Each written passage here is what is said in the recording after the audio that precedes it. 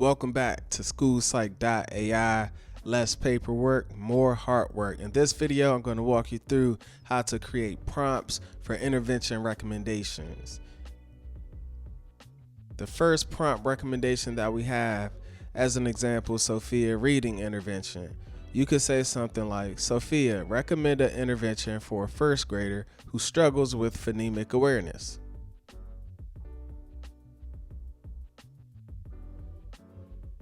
Next, let's create a prompt for a math strategy.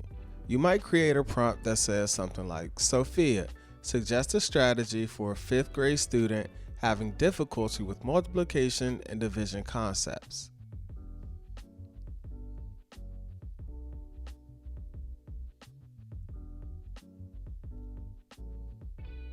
Next, let's create a prompt for a behavior management strategy. You could say something like, Sophia, what behavior management strategies can we use for a student showing aggression towards peers? Now, let's create a prompt for a student who might be struggling with anxiety and needs some coping mechanism skills. You could say, Sophia, propose coping mechanisms for a middle schooler experiencing high anxiety levels.